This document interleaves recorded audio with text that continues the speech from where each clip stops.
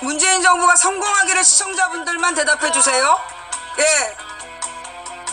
문재인 정부가 성공하기를 바라는 분들은 다 대답해야 되는 거야. 질문을 피하지 마. 솔직하게 자기 얘기를 하세요. 예. 첫 번째, 사상의 자유가 보장된 나라에서 범죄 행위도 아니니 냅둬야 한다. 두 번째, 상식적인 선에서 받아들일 수 있는 내용이 아니니 해임하는 게 맞다. 근데 여기서 답이 어려워요. 세 번째가 있어요.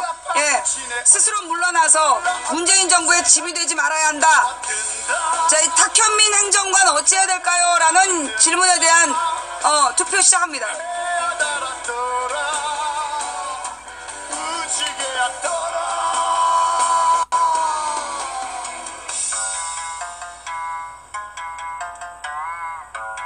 솔직하게 대답하세요. 진짜 문재인 지지를 하고 탁현민을 그냥 두는 게 맞다라고 생각되시면 솔직한 여러분의 뜻을 쓰세요. 제가 뭐 여러분 저 한 번도 안 봤어요. 그 아이디. 예, 맨 처음에 아이디를 볼 수 있구나는 봤지만 그 다음에 난 한 번도 누가 어떤 의견을 했는지 확인 안 해요. 예. 아, 지금 투표가 안 돼요? 지금 투표가 안 돼요? 몇 번 찍었는지 얘기하지 말고. 예, 지금 투표가 돼요, 안 돼요? 돼요? 잘 돼요? 오케이, 다시.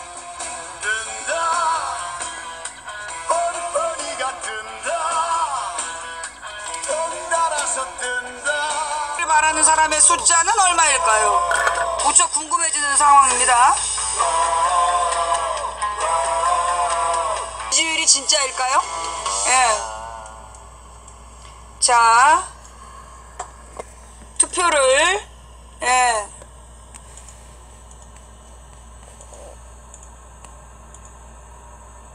종료합니다.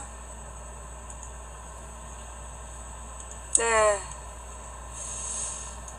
안타깝게도 문재인 지지율이 뭐 한 40%밖에 안 나오네요. 예, 문재인 정부가 성공해야 된다라고 생각하는 사람이 1914명밖에 안 돼요. 안타깝네요. 네. 자, 사상의 자유가 보장된 나라에서 범죄 행위도 아닌 냅둬야 된다. 60표. 네. 3.1% 나왔네요. 그리고 스스로 물러나서 짐이 되지 말아야 된다가 63.2%. 그 다음에 해임하는 게 맞다가 33.6%. 그러니까 문재인 정부가 성공하길 바라는 1914명의 의견은, 네, 96.8%가, 네, 탁현민 행정관이 청와대에서 나가야 된다. 예. 청와대에서 나가야 된다라는 주장을 하는 거네요. 맞습니까? 네. 페미니스트는 평등이 아니다. 아유, 너 말고 네 언니, 네가 닉네임이 그러니까 그런 소리를 하고 앉아있는 거야. 네가 닉네임을 너 말고 네 언니라고 해놓고 네가 무슨 페미니즘을 얘기해. 꺼져. 자, 나는 탁현민을 뭐 나가라 마라 난 얘기 안 하겠어. 나는 탁현민을 나가라 마라 얘기 안 하겠어. 왜? 내가 막 뭐라고 얘기를 하면, 내가 막 뭐라고 얘기를 하면, 언론들이 조용해지더라고. 난 다만 언론에게 요구하고 싶은 건, 탁현민에 대해서 깔 거 있으면 지금 다 깔아. 괜히 치사하게 다음에 또 까지 말고, 요실금처럼 탁실금이란 말이 있는 거 아니야, 지금. 찔끔찔끔. 문재인이 뭐 잘해서 칭찬받은 일이 있을 때마다, 그때 지금 탁현민으로 까겠다는 거 아니야. 그러니까, 치사하게 아껴두지 말고 깔 거 있으면 지금 다 깔아. 시원하게 똥 싸버리고, 그리고 자를 거면 자르고, 나중에 아껴놨다가 다음에 또 까고 그러지 말자. 예.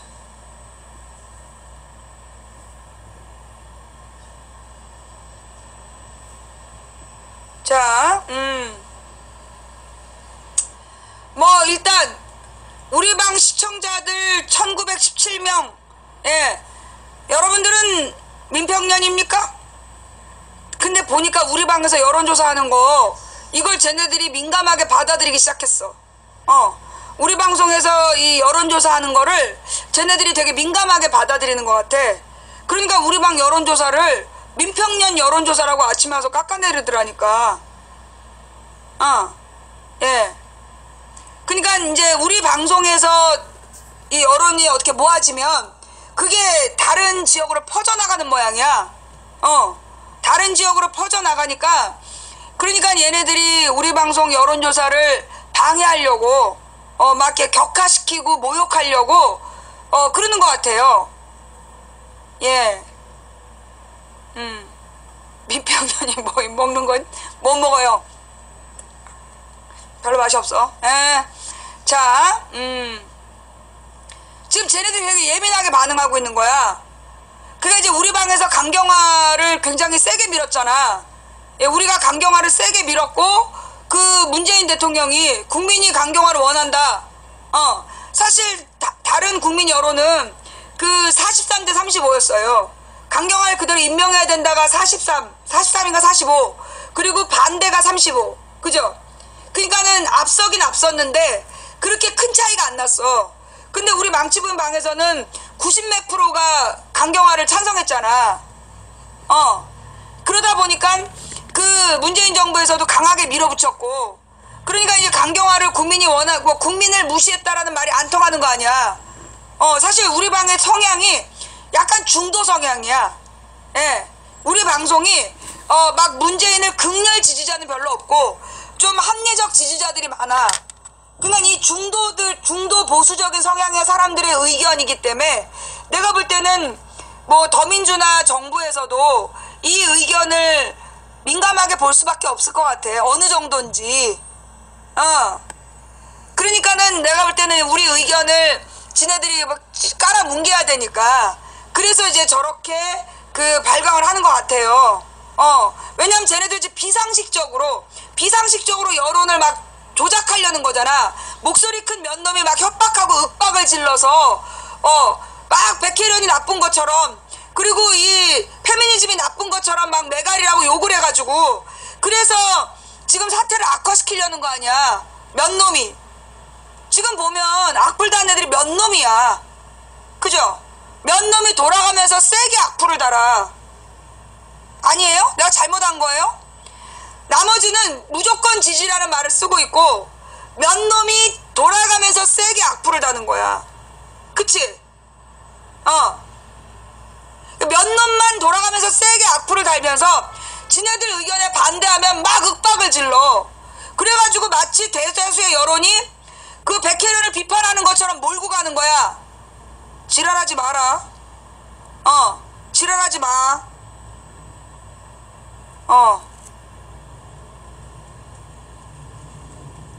네. 오늘의 투표 두 가지를 발표할게요. 이거 동시에 발표할 수 있으면 좋은데. 예.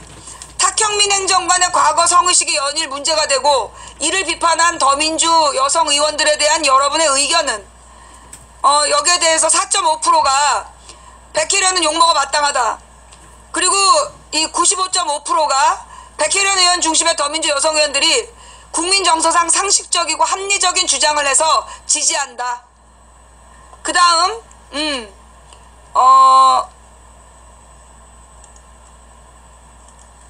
다음 조사는 뭐냐면, 문재인 정부가 성공하기를 바라는 시청자분들만 대답해주세요.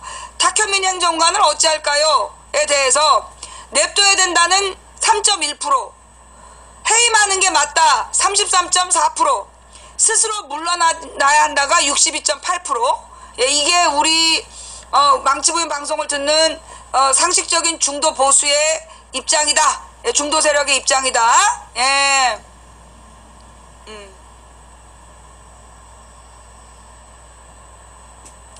네. 96.8%는 문재인 정부를 위해서 탁현민이 청와대를 나가야 된다라는 의견을 모아주셨습니다. 예. 예. 그러고 보니까 우리 방송에서 되게 중요한 내용을 많이 얘기했어요. 문정인 교수에 대해서도, 예, 우리 방송에서 문정인의 발언은 지지한다가 97.4% 나왔잖아. 그죠? 그러면서 다른 방송에서도 지금 문정인을 지지하는 의견이 많아지고 있다. 그렇게 나오고 있지. 그거네. 쟤네들이 우리 여론조사에 열받은 이유가 이거네. 이게 마지막 여론조사였지. 오늘 하기 전. 우리 방 여론조사를 민평년 여론조사라고 깎아내렸던 이유가 이거네. 친일파들의 의견하고 다른, 지금 친일파들은 문정인이나 강경화나 막 비판하는데 우리 방송에서 문정인을 지지한다가 97.4%가 나온 다음에 지금 문정인 옹호론이 확산되나. 자, 이거 인증도 해줄게요. 망치야 뻥까지 마라. 자자자자 요거 한번 같이 들어봅시다. 네. 자, 어서 오세요. 안녕하십니까. 지금 통신료 얘기하면 할 말들이 많으세요. 오늘 최종안이 나오는데 가닥은 어떻게 잡았냐 하면 기본료 폐지는 아니고요. 기본료 폐지 말고 처음에 선택 약정이라는 거라죠. 그래서 2년 약정을 한 사람들한테 20% 할인을 해주는데 요거를 25%로 해주겠다. 그리고 저소득 좀 도와주겠다. 네. 이게 골자가 될 거랍니다. 그러니까 이제 사람들이 이거냐 이게 다냐 이런 말씀들 하시는 거예요. 오늘 내용이 나와 봐야 될 거고요. 어쨌건 통신사의 이해관계에 너무 나는 정부가 민감한 것도 좀 문제라고 봅니다. 미래부가 꼭 이런 과거의 정통부가 통신사의 이해관계 때문에 존재하는 부채양 비춰질 수 있기 때문에 그 점을 좀 잘 해야 될 겁니다. 기대가 워낙 컸기 때문에 이 정도 가지고 국민들이 만족할 수 있을지 물론 오늘 나와 봐야 알겠습니다. 그런데 정부가 무조건 또 통신 요금을 막 깎으라고 하는 것도 사실은 그렇죠. 뭐 강압적으로 할 수는 없습니다만 좀 조율해서 이것보단 더 나왔어야 되는 거 아닌가요? 기대했던 걸 생각하면. 좀 지켜보시죠. 이건 하여튼 오늘 나오는 결과 보고 내일 또 얘기 나누기로 하고 우리는 Y뉴스로 가죠. 뭐 가지고 오셨습니까? 문정인 대통령 통일외교안보 특보가 북한이 핵과 미사일 활동을 중단하면은 미국 전략자산의 한반도 전개와 한미연합훈련을 축소할 수 있다는 취지의 발언을 했죠.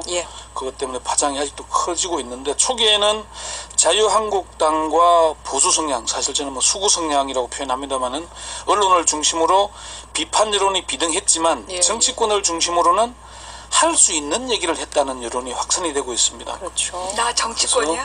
문정인 특보의 발언에 대한 옹호론이 왜 확산되나 이렇게 주제를 정해봤습니다. 옹호론이 실제로 확산되고 있습니까?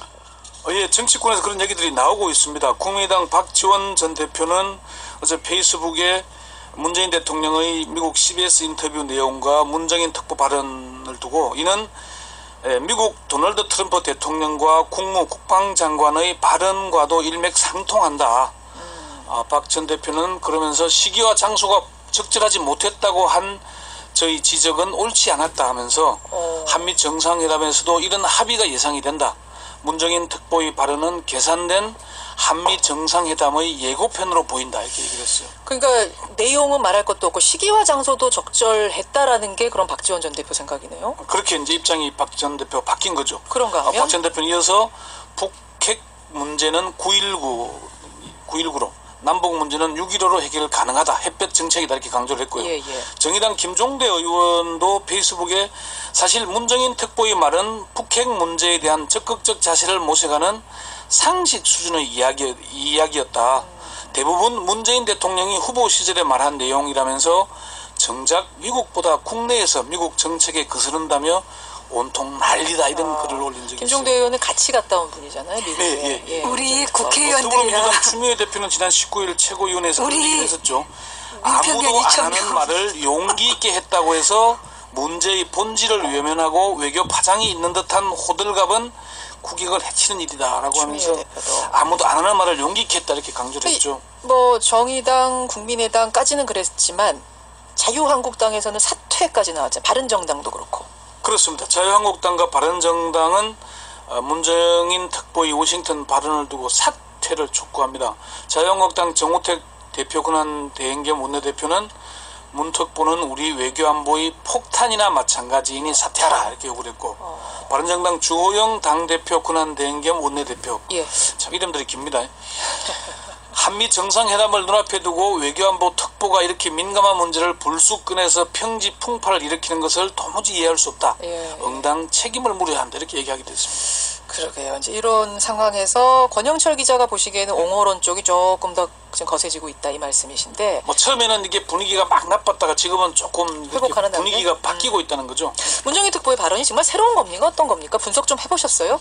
문 특보의 발언 중 논란이 되는 건 두 가지입니다. 하나는 앞서 말씀드린 뭐 이제 군사훈련 축소 얘기 이 얘기인데 그 문 특보는 세미나가 끝난 뒤에 한국 특파원들과 가진 간담회에서 군사훈련과 전략무기 배치가 한반도의 긴장을 증폭시키고 북한의 대응을 강화시키는 측면이 있다고 설명을 했고요. 예. 다른 하나는 사드와 관련된 건데 사드 해결 안 되면 한미동맹 깨진다고 한다. 그게 무슨 동맹이냐. 사드는 무기체계, 방어형 무기체계다. 그렇게 말했죠. 예, 그걸로 동맹이 깨진다? 사드가 동맹의 전부인 것처럼 말하는 것은 수용하기 어렵다 이렇게 얘기를 한 거죠. 그런 얘기를 이제 워싱턴에서 한 거거든요. 예. 이 두 가지 발언이 논란의 핵심인데 첫 번째 얘기는 새로운 얘기가 아닙니다. 그러니까 북한이 핵 동결하면 한미 군사훈련 축소할 수 있다. 이 발언은 새로운 게 아니라고요? 예. 지난해 9월에 미국의 대북 전문가 17명으로 구성된 초당파적인 17 전문가 17명이 예. 참여한 미국 외교협회의 대북 특별보고서에 들어있는 내용입니다. 어떤 식으로요?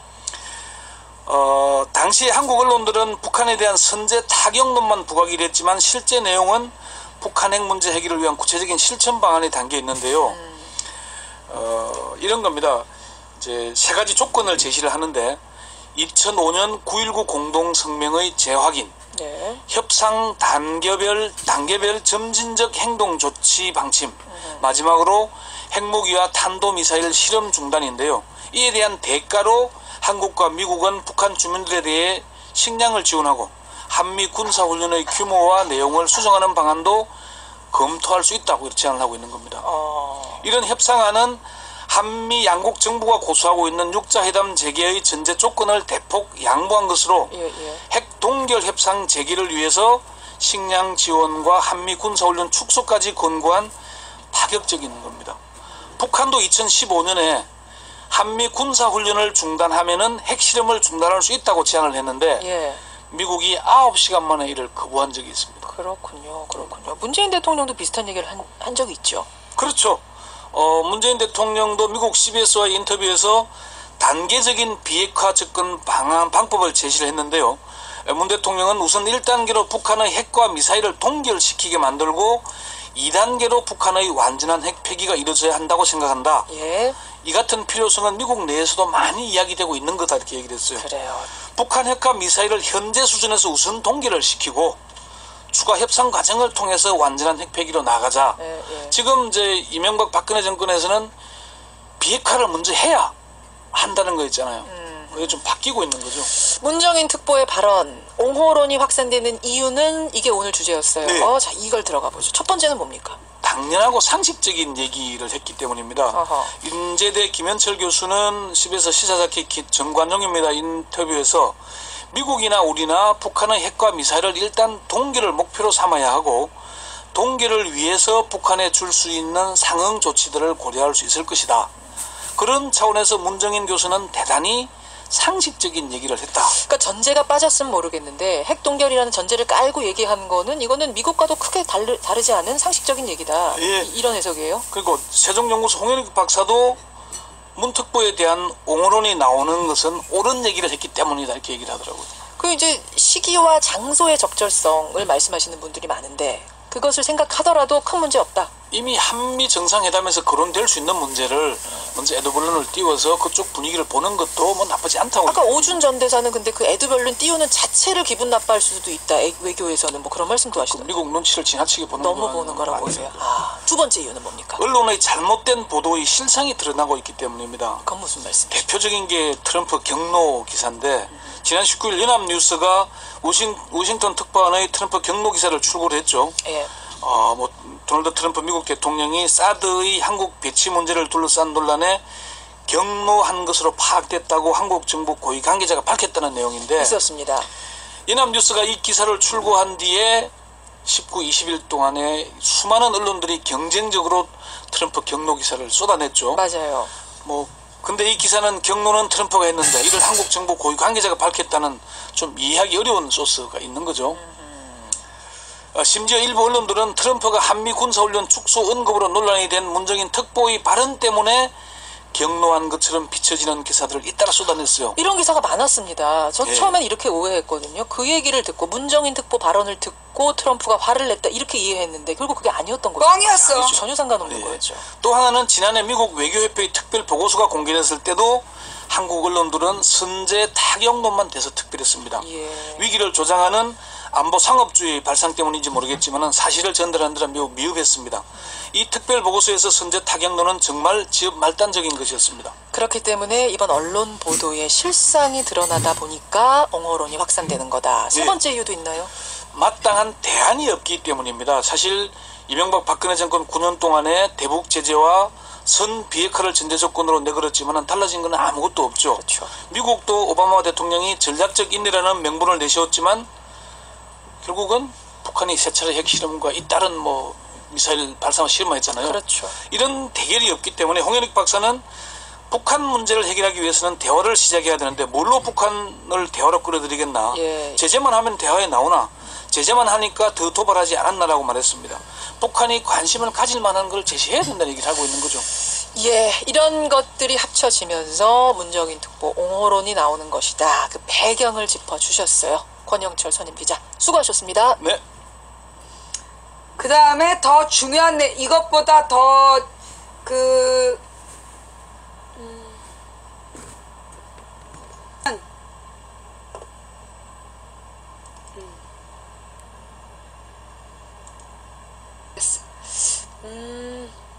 그래요.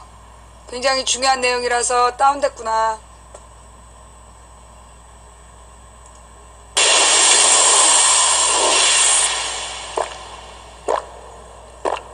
Three, two, one, fits.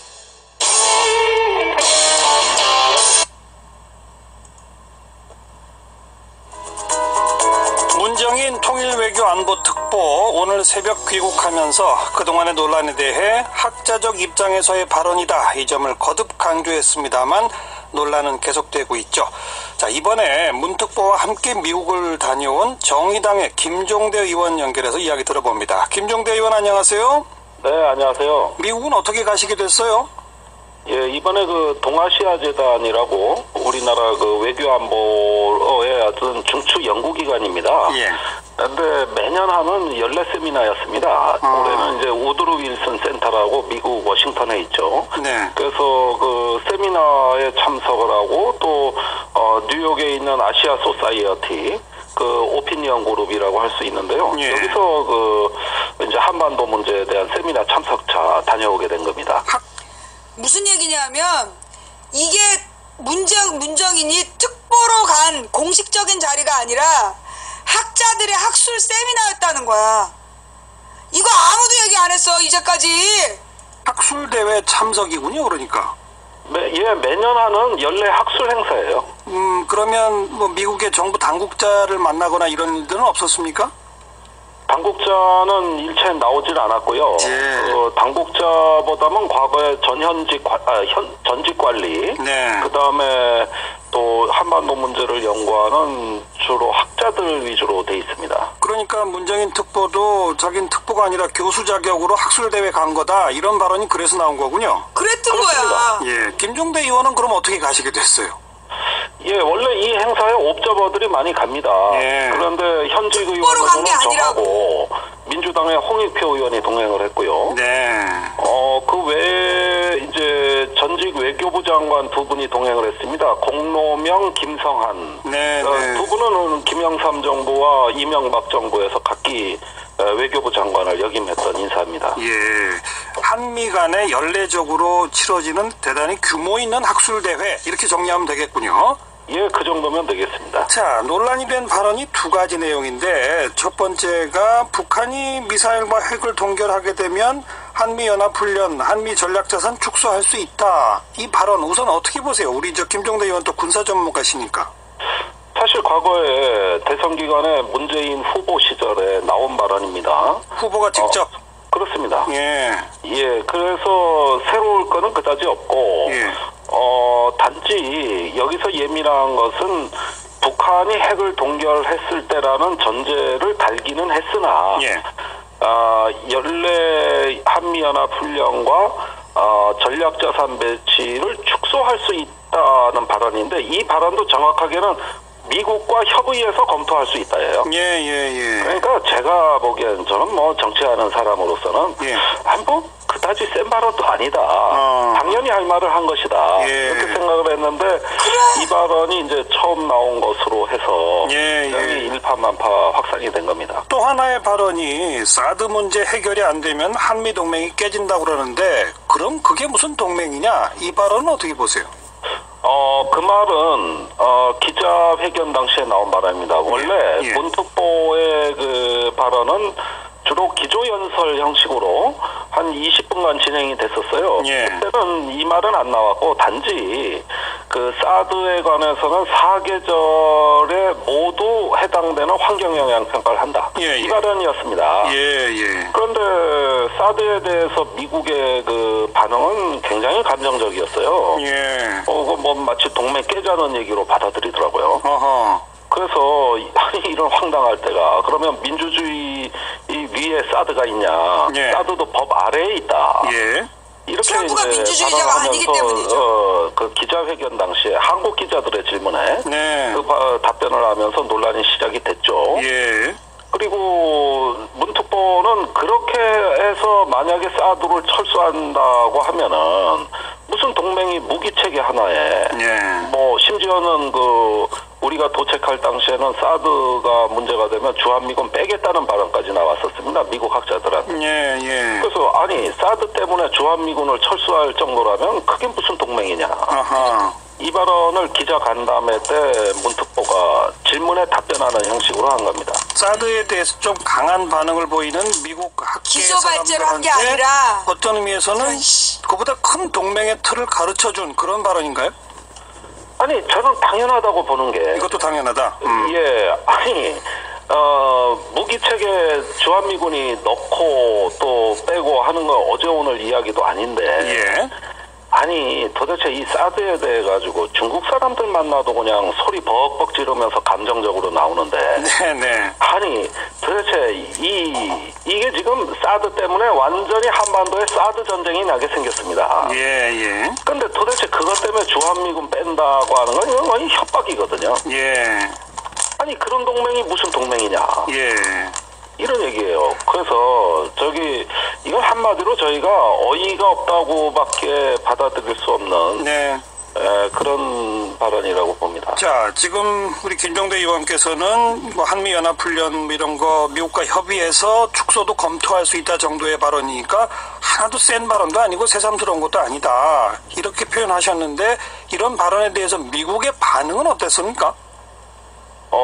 미국의 반응은 그닥 신경 쓰는 눈치는 아니에요. 아하. 아니 어떻게 보면 가만히 듣다 보면은 검토할 만한 얘기거든요. 네.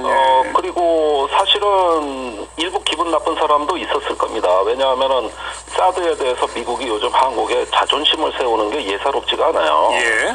저도 무기 체계 하나에 저렇게 목숨을 거는 미국의 태도는 사실은 트럼프 대통령의 매우 신경질적인 반응에서 비롯됐다고 봅니다. 예. 백악관의 참모들 불러들여 화를 벌컥벌컥 냈다는 거 아닙니까? 예. 그런데 이 문제에 대해서는 제가 정면으로 반박을 했습니다. 아니 그러면 지난 정부의 사드 배치가 원래 합의된 건 올해 12월 연말까지다. 네. 그런데 당신들이 갑자기 그 대선 한복판으로 이 사드 문제를 끌고 오면서 이런 방구 우리 한국 국민에게 설명도 안 했는데 예. 이건 일종의 과속사고를 낸 거다. 예. 그걸 가속화라는 아름다운 말로 포장하지 마라. 그건 과속사고지 어떻게 그게 정상적 배치냐. 네. 그런 과속사고를 이제 한국 정부가 수습하고 있다. 예. 그 한국 국민들 멍든 가슴을 이렇게 해야 위로가 되고 네. 일단 준법 질서를 지키자는 얘기인데 이걸 갖고 시비를 건다. 경로한다. 네, 그러면은 아니 그 법 위에 민주주의 위에 사드가 있는 것도 아니고 예. 우리가 중국과의 관계도 지금 풀어가면서 이렇게 애를 쓰고 있는데 예. 문재인 정부한테 시간은 못 줄 망정 이렇게 윽박 지르고 몰아치는 게 그게 동맹이냐? 알겠습니다. 네, 그건 제가 아주 세게 얘기했어요. 네. 사드 문제에 대해서는 지금 미국이 그렇게 격앙됐고 그 배경엔 트럼프가 있고 그 말씀은 쭉 설명을 들었습니다만 한미연합훈련, 한미전략자산 축소 부분에 대해서는 뭐 그것도 그렇게 예민하게 반응들을 안 하더라 이렇게 말씀하시지 않습니까? 그건 미국 측에서는 이 전략자산에 한반도 배치가 된 거는 사드 한 개밖에 없습니다 지금. 예. 그 외에 전략자산이라고 할 만한 게 온 적도 없고. 예. 우리 정부가 북한의 그 4차 핵실험한 이후로 한반도의 전략자산 배치를 집요하게 로비를 했지만은 예. 그것도 사드 외에는 온 게 없어요. 예, 그렇다면 예. 전략자산 배치란 걸 마치 뭐 대단한 걸 미국이 지금 갖다 놓은 것을 철수시킬 수 있다는 뜻으로 오해하는데 예. 그 얘기도 아닙니다. 예. 항공모함이 한미연합훈련에 참여한 것도 2010년 천안함 연평도 이후로 있었던 일이지 자, 그 전에 4, 5년간은 오지도 않았어요. 자, 그런데 김 의원님, 그 네. 문정인 특보의 그 발언이 나온 바로 다음 날 미국의 전략 폭격기가 괌 기지를 출발해서 동해를 거쳐 한반도를 가로질러서 이 서해로 빠져나가는 그런 훈련을 했고 그 훈련 내용을 이례적으로 완벽하게 언론에 공개하지 않았습니까? 바로 네. 그런 걸 일부 우리 국내 보수 언론들은 문특보 발언에 대한 미국의 어떤 항의 표시 이런 식으로 해석하는데 그건 어떻게 보세요? 그런 의미가 있다고 봅니다. 아하. 지금 전략자산이 이렇게 와서 그 폭격 훈련한 거는 공개를 잘 안 했습니다. 예. 우선 이런 일은 자주 있는 일입니다. 그거 하나는 분명해요. 예. 그 와서 전략 폭격기가 무력 시위를 한다든가 이런 건 자주 있는 건데 예. 공개가 그렇게 많이 되진 않았고 어쩌다 공개한 건 북한에 대한 메시지였어요. 예. 근데 이번에 미국이 굉장히 그 주한미군 사령관 지시로 예. 적극적으로 공개하라. 액티브란 표현을 써야 됐다는 거 아닙니까? 그렇죠. 예. 그것은 아무래도 이제 지금 이 논란을 다분히 의식한 걸로 예. 제가 보기에도 그렇게 보여집니다. 자, 그렇다면 한미 정상회담을 얼마 앞두지 않은 아니 그러면 어저께 나온 뉴스에서 실제로 무슨 전략 폭격기가 우리나라로 온 것 같이 얘기했지만 우리나라로 온 게 아니라 호주 상공에서 훈련했다. 그 얘기는 잘못된 거네? 그죠?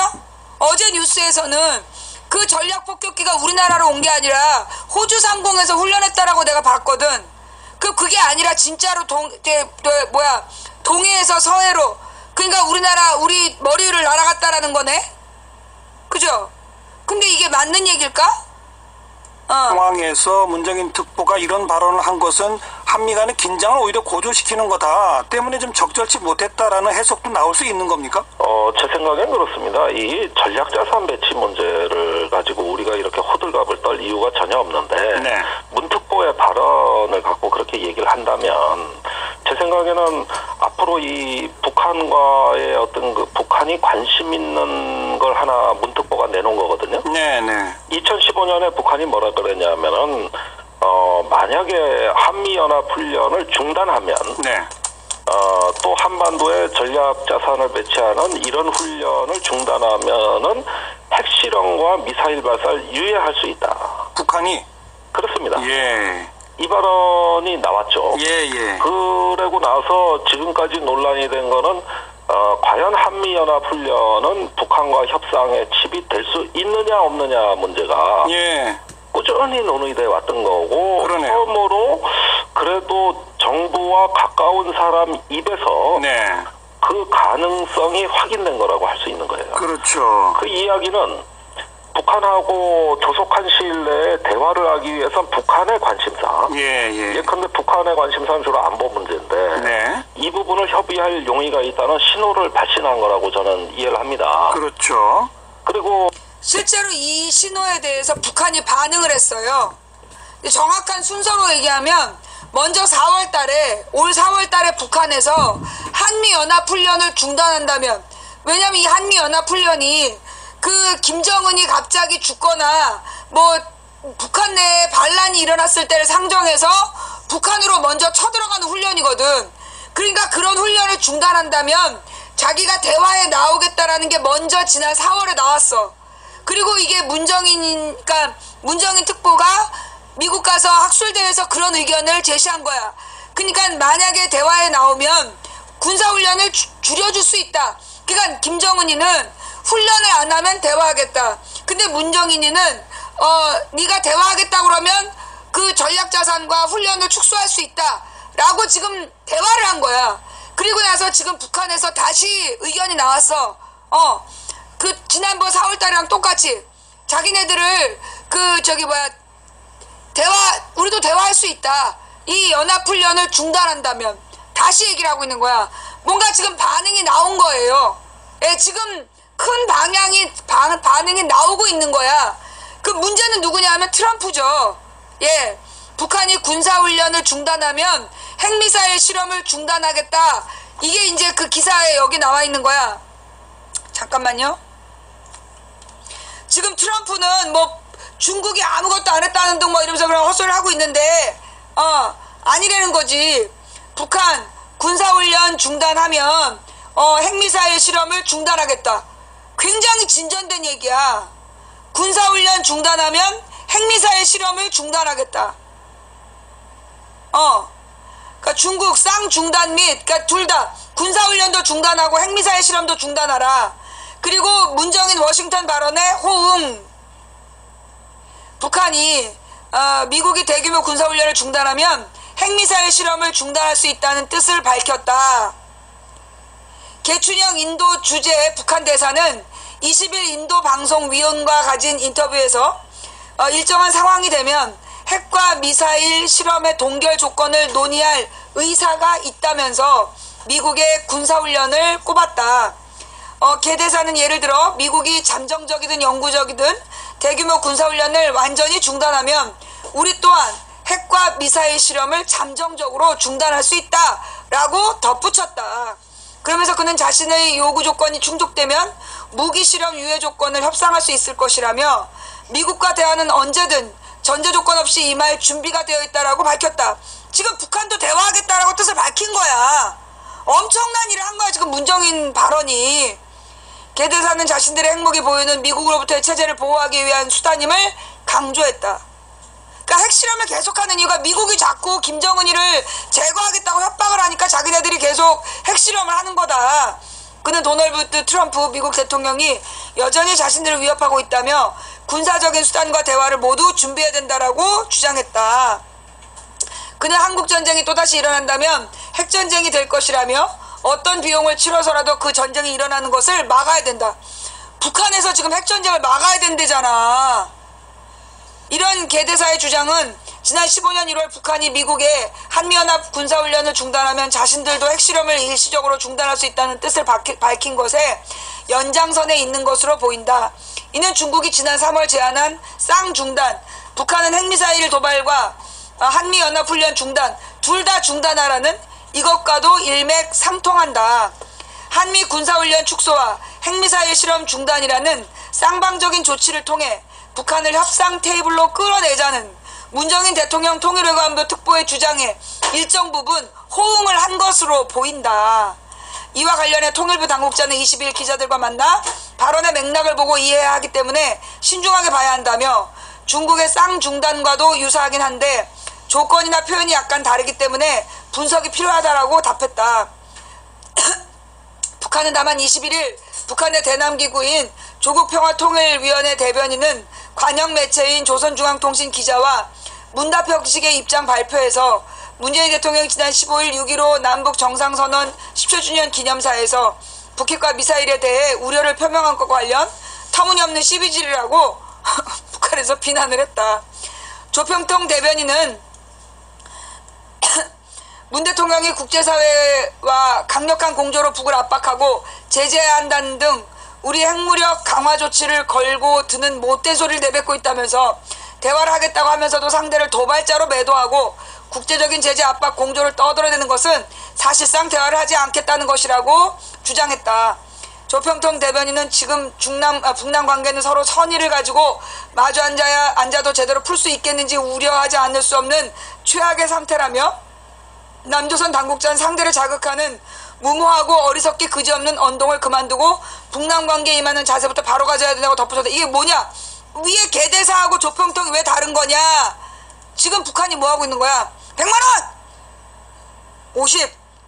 50은 안 되고 그러면서 지금 딜하고 있는 거야 지금. 예. 그러니까 문재인하고 문정인이 다른 스탠스. 문정인이 그렇게 딱 얘기를 하고 문재인이 경고를 주는 척하면서 내나 똑같은 얘기로 인터뷰를 했잖아. 지금 그런 거야.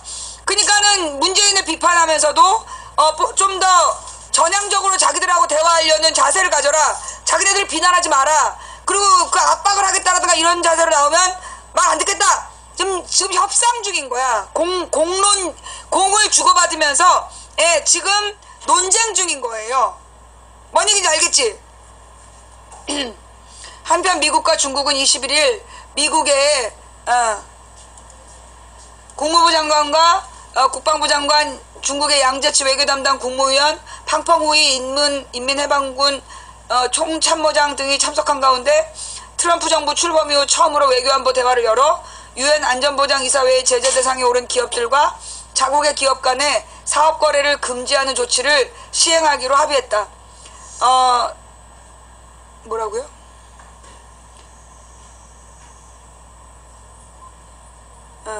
자, 그 다음에 틸러슨 장관 회담 이후에 가진 기자회견에서 중국이 북한 정권에 지금보다 훨씬 더 높은 수준의 경제적 외교적 영향력을 행사한다는 점을 강조했다면서 안보리 해법을 전적으로 충실히 이행하도록 노력한다는 점을 재확인했다. 그러니까 이제 미국은 중국에다가도 꼬장 부리고 우리한테도 꼬장 부리고 지금 계속 꼬장으로 일관하고 있고, 그 중국은 둘 다 중단해라. 쌍중단. 북한이나 미국이나 중단해라 라는 얘기를 하면서 북한은 북한대로 돕고 미국은 미국대로 맞춰주는 아주 고도의 전술을 쓰고 있다는 거죠. 지금 미국이 원하는 제재 조치를 하겠다. 그러면서도 이제 새로운 그 북한 쌍중단을 요구하는, 그래서 북한 편도 들어주고 미국 편도 들어주는, 지금 중국은 이중 플레이를 하고 있는 거야. 뭔 얘기인지 감이 와요? 물론 여기서 이 트럼프를 잘 구슬러야 된다라는 여러분의 말이 맞지만 트럼프는 알다시피 대화가 안 돼요. 지금 이제 계속 다른 언론에서도 나오고 있지만 누가 문제다. 이 미국에서도 지금 트럼프를 걱정한다니까. 아니, 문재인을 도리어 걱정하는 분위기야 지금.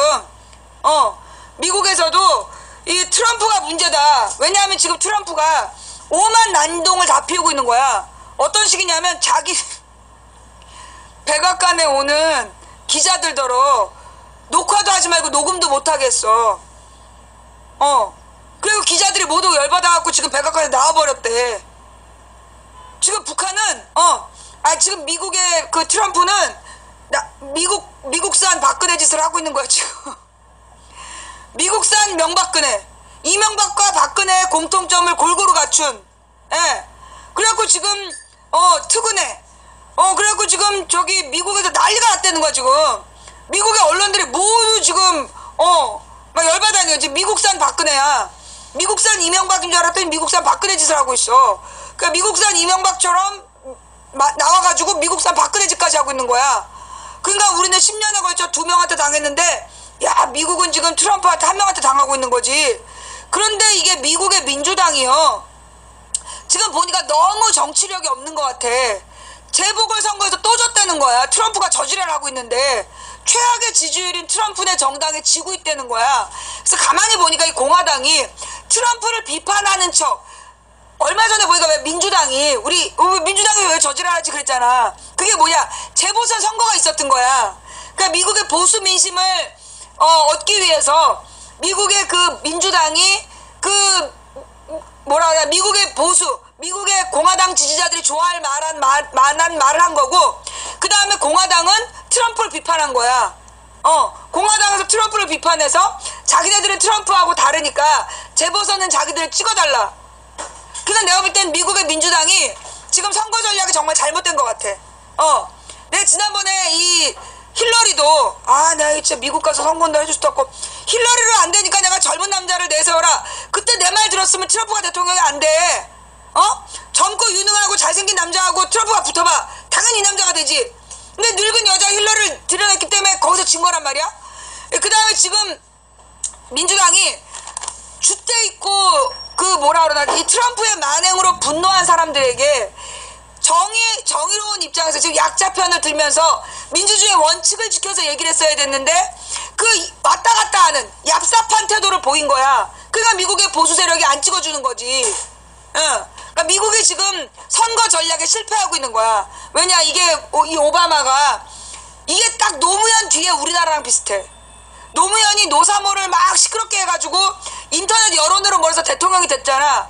그리고 계속 깨졌어. 노무현 때부터 재보선에서 계속 진단 말이야. 그 이유가 뭐 때문이냐 하면 그런 방식이, 새로운 그 노사모라는 인터넷 방식이 일반적인 민주당 지지자들하고 안 통했던 거지. 그러다 보니까 그 엇박자가 났단 말이야.